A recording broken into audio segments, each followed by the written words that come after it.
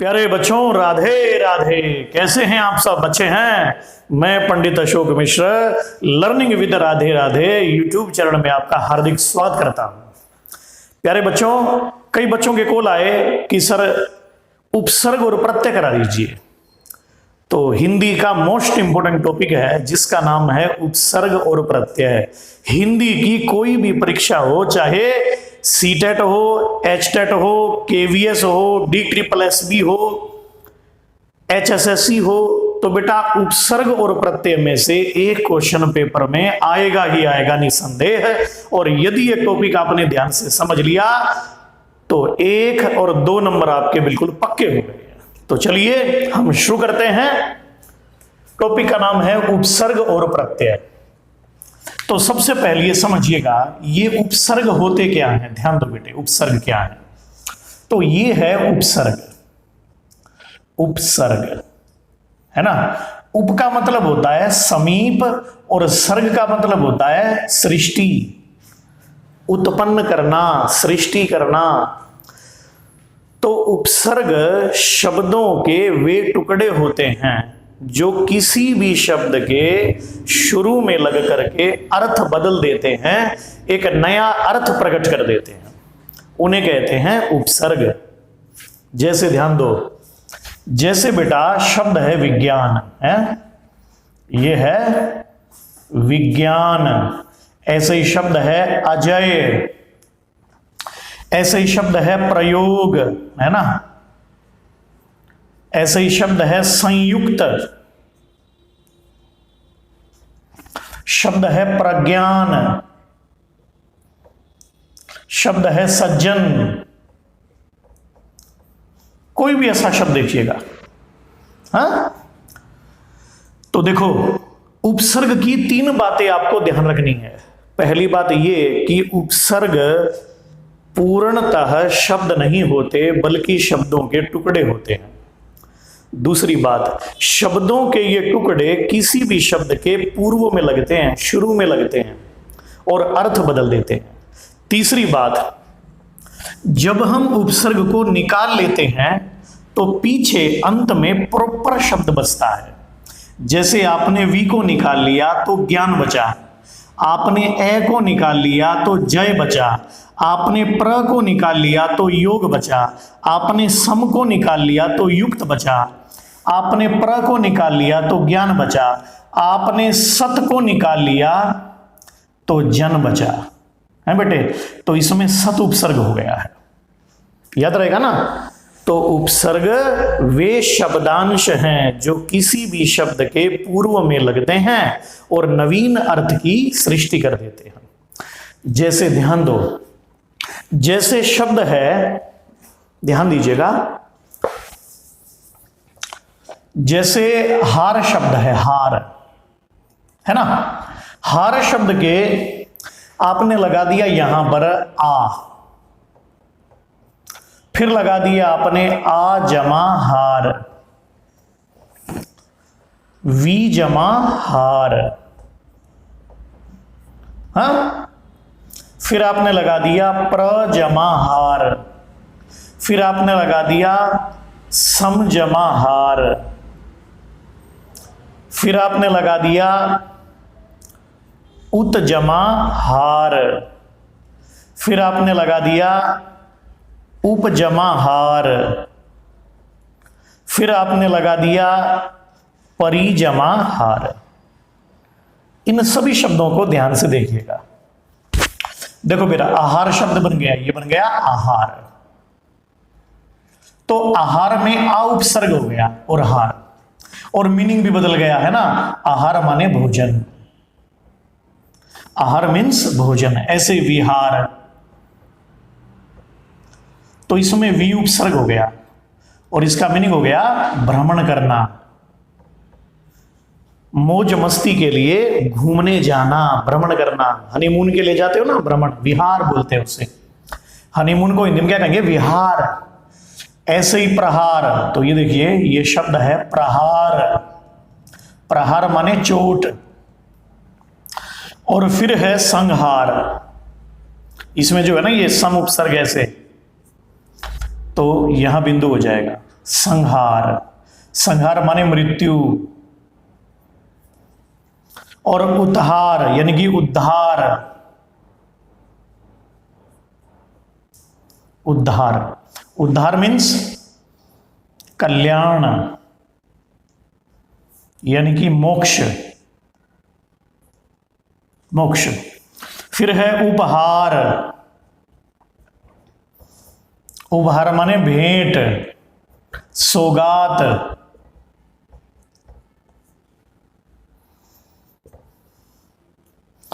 परिहार, परिहार माने तिरस्कार, छोड़ देना। तो देखो बेटे, शब्द तो एक ही है हार, जिसका अर्थ है पराजय या माला, लेकिन जैसे जैसे उपसर्ग लगते जाएंगे ना, भिन्न भिन्न उपसर्ग लगने से शब्द का भिन्न भिन्न अर्थ प्रकट हो रहा है। तो ये होते हैं उपसर्ग, ठीक है। अब देखो, आहार है ना, आहार, भोजन किया फिर घूमने चले गए, फिर प्रहार हुआ, प्रहार से फिर कई बार प्रहार से संहार हो जाता है, और संहार से फिर उद्धार हो गया, और फिर लोग उपहार लेकर के आए और व्यक्ति इस संसार का परिहार करके विलीन हो गया ईश्वर में। तो ये होते हैं बेटे उपसर्ग, ठीक है। तो उपसर्ग वे शब्दों के अंश हैं जो किसी भी शब्द के शुरू में लगते हैं और अर्थ बदल देते हैं। उपसर्ग हमेशा शुरू में लगेंगे और प्रत्यय हमेशा पीछे लगेंगे, अंत में लगेंगे। ये समझ में आया? अब देखो, ध्यान दो,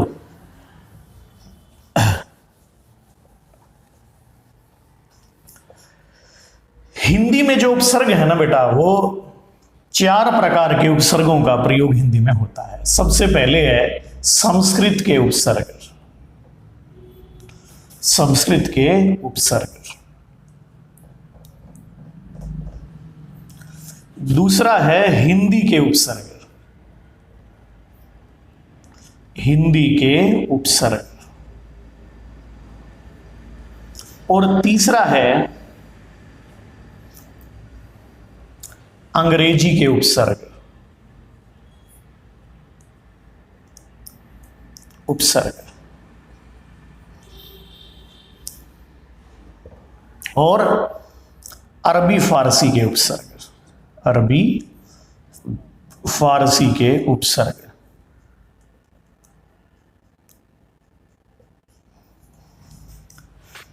उपसर्ग जो है ये 4 प्रकार के हैं, संस्कृत के उपसर्ग, हिंदी के उपसर्ग, अंग्रेजी के उपसर्ग, अरबी फारसी के उपसर्ग। ये दोनों हैं विदेशी उपसर्ग। इनकी संख्या जो मेनली है, मुख्य रूप से 22 होती है संस्कृत के उपसर्गों की। हिंदी के उपसर्गों की संख्या मुख्य रूप से 12 और विदेशी उपसर्गों की संख्या मुख्य रूप से 10 होती है।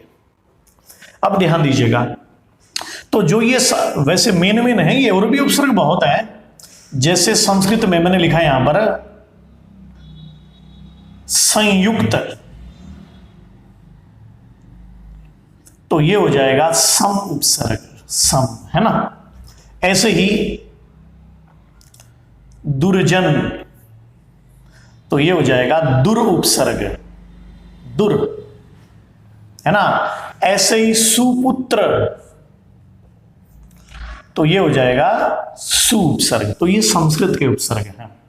हिंदी के उपसर्ग जैसे बिन बोया, है ना, जैसे बिन बोया, बिन ब्याहा, तो इसमें बिन उपसर्ग हो गया है। ऐसे ही आजन्म, तो आजन्म में आ उपसर्ग हो गया है। ऐसे ही भरपेट, भर उपसर्ग हिंदी का उपसर्ग है।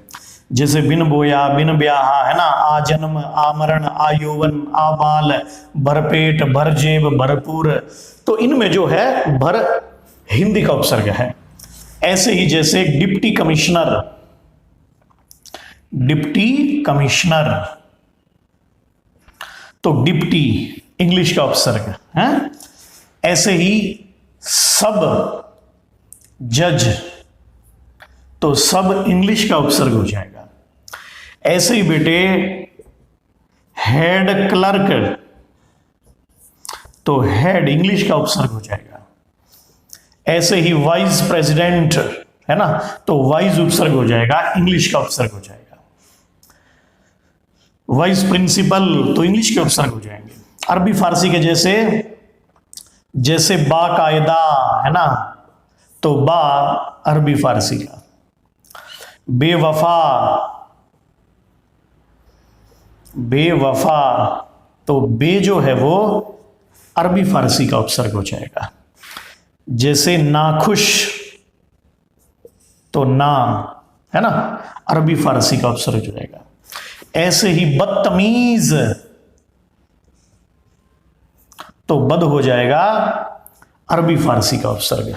तो ज्यादातर ये बै बा बद है ना, कम, जैसे कम वक्त तो कम हो जाएगा, अरबी फारसी का उपसर्ग है।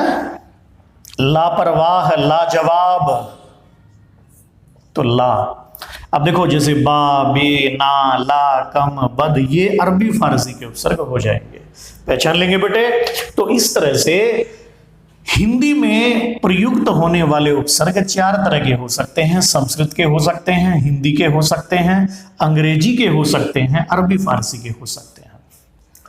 अब आगे देखिए प्रत्यय क्या होता है, तो ध्यान दीजिएगा। प्रत्यय मोस्ट इंपोर्टेंट टॉपिक है, यह है बेटे प्रत्यय।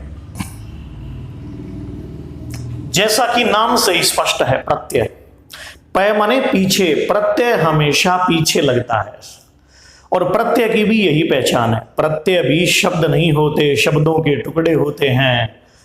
और ये किसी भी टुकड़े जो हैं किसी भी शब्द के अंत में या पीछे लगते हैं और अर्थ बदल देते हैं। और प्रत्ययों की भी यही पहचान है कि जब हम प्रत्यय को निकाल लेते हैं तो आगे वाला शब्द पूरा बचेगा, सार्थक बचेगा। जैसे बेटे शब्द है सेठानी, सेठानी। ऐसे ही शब्द है भारतीय, है ना। ऐसे ही शब्द है लेखक, ऐसे ही शब्द है उड़ान, ऐसे ही शब्द है रसिया, शब्द है मिलाई, है ना। शब्द है गौरव,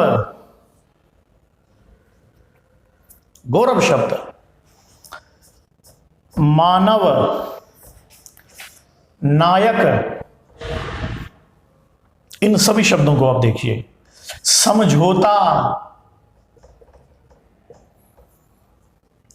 घबराहट, सपेरा, गवैया, गवैया, सपेरा, घबराहट, समझौता, नायक है बेटे। अब देखो प्रत्यय पूर्णतः शब्द नहीं होते बल्कि शब्दों के टुकड़े होते हैं, पीछे लगते हैं और इनको निकाल लेने पर आगे सार्थक शब्द बचेगा। तो जैसे बेटे शब्द है सेठानी, तो इसमें से आनी को निकाल लो तो क्या बचा, सेठ। अब आनी गई मायके और सेठ जी अकेले हैं। सेठ रह गया बेटे एकला, सेठानी गई, सेठ एकला रह गया, सेठ हो गया दुखी है। तो सेठ प्रॉपर शब्द बचा है, प्रॉपर तक ही है, सेठा तक न रह गया ठीक है। तो देखिए ऐसे ही शब्द है भारतीय। अब देखो ये हो जाएगा ई प्रत्यय, ई है ना, ई है, ये प्रत्यय रहेगा, ई है। लेखक, इसमें अक प्रत्यय रहेगा, अक प्रत्यय, अक, लिख धातु अक प्रत्यय। उड़ान, आन प्रत्यय है ना, ये प्रत्यय हो जाएगा आन। रसिया, तो रस बचेगा इया, तो इया प्रत्यय हो जाएगा। मिलाई, तो आई प्रत्यय। गौरव में गुरु जमा ए, गुरु जमा ए, तो बेटे ए प्रत्यय बचा इसमें। ये अपत्यवाचक जो है ना प्रत्यय कहलाएगा संतान अर्थ में। ऐसे ही मनु जमा ए प्रत्यय है। नायक में अक, समझौता में औता, औता प्रत्यय। घबराहट में आहट प्रत्यय, यह है आहट। सपेरा में एरा प्रत्यय, गवैया में अय्या प्रत्यय,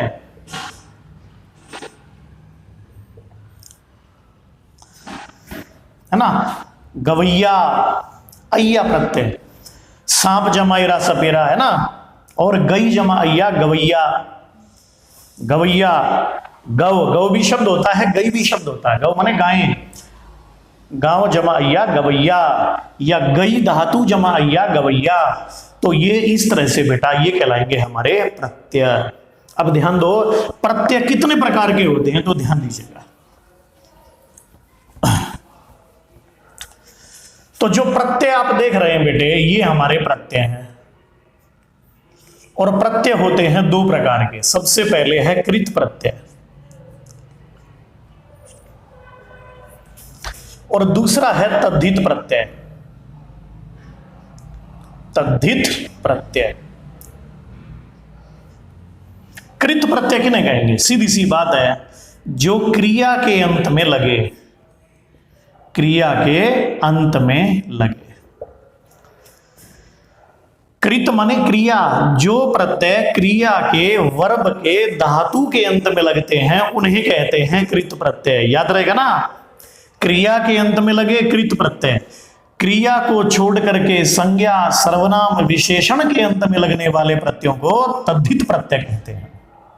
देखो जैसे अभी आपने लिखा लेखक, तो इसमें अक प्रत्यय है।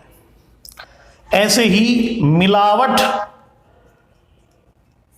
तो इसमें आवट प्रत्यय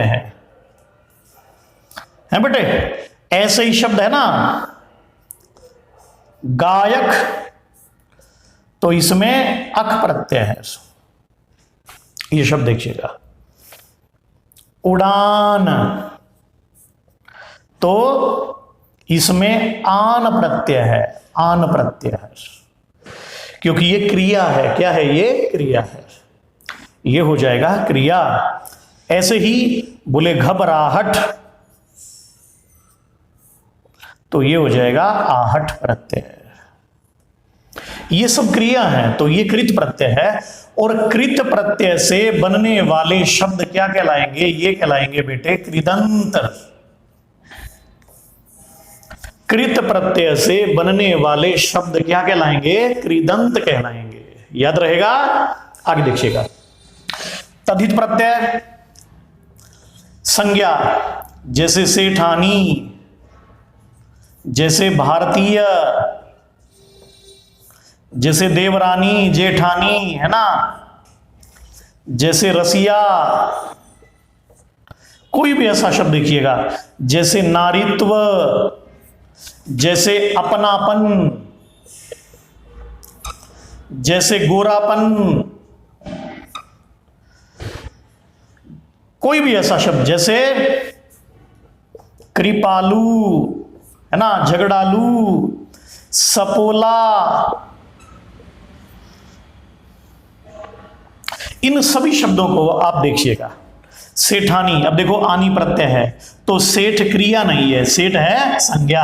भारत जो है मूल बचा, भारत क्या है? संज्ञा। देवर संज्ञा, रसिया रस संज्ञा, नारी संज्ञा, अपना सर्वनाम, गोरा विशेषण, कृपा संज्ञा, सांप संज्ञा। ऐसे ही शब्द है सुंदरता, सुंदरता, तो ता प्रत्यय हो जाएगा। तो सुंदर शब्द क्या है? विशेषण है। अब एक प्रश्न है कि तद्धित प्रत्यय से बनने वाले शब्द क्या कहलाएंगे? तो बेटे ये कहलाएंगे तद्धितांतर। तद्धितांतर याद रहेगा ना। अगर आपसे पूछे लेखक, मिलावट, गायक और भारतीय, इनमें से तद्धितांत छाटिए, तो नॉर्मल आप समझ जाएंगे जो क्रिया नहीं है ना, वो तद्धितांत होगा, तो भारतीय, तो ये तद्धितांत शब्द हो जाएगा। पहचान लेंगे? तो इस तरह से बेटे आपने पढ़ा प्रत्यय। अब एक प्रश्न का उत्तर मैं आपसे पूछता हूं, ए, बी, सी और डी, शब्द है असफलता। बी वैज्ञानिक।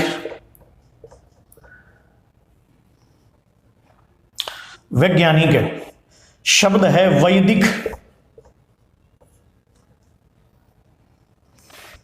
शब्द है सपरिवार। इन चार में से एक ऐसा शब्द बताइए जिसमें उपसर्ग भी है और प्रत्यय भी है। जिसमें उपसर्ग भी है और प्रत्यय भी है। बता सकते हैं? इन चारों में से एक ऐसा शब्द बताओ जिसमें उपसर्ग और प्रत्यय दोनों नहीं है। ध्यान दीजिएगा, कोई ऐसा शब्द जिसमें उपसर्ग और प्रत्यय दोनों का प्रयोग नहीं हुआ है। ध्यान दीजिएगा, असफलता, वैज्ञानिक, वैदिक, सपरिवारिक। उपसर्ग और प्रत्यय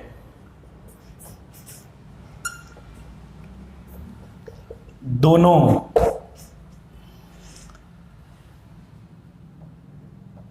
इकट्ठे नहीं हैं।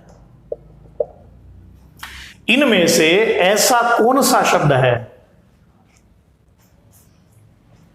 इनमें से ऐसा कौन सा शब्द है जिसमें उपसर्ग और प्रत्यय दोनों इकट्ठे नहीं हैं? असफलता, वैज्ञानिक, वैदिक और सपारिवारिक। तो ये बताइएगा। अब ये वीडियो आपको कैसा लगा ये आप कमेंट में भी लिखेंगे। और उपसर्ग प्रत्यय में से आपका नंबर बिल्कुल कटेगा नहीं, निस्संदेह है। और बेटा एक क्वेश्चन इसमें से आएगा ही आएगा, निस्संदेह है। तो तुरंत निशान लगाओ, ABCD उपसर्ग प्रत्यय दोनों इकट्ठे नहीं हैं। किसमें? तो वो बताना है। और इस वीडियो को ज्यादा से ज्यादा लाइक करिए, शेयर करिए, कमेंट करिए और शेयर करो बेटा इसको। राधे राधे।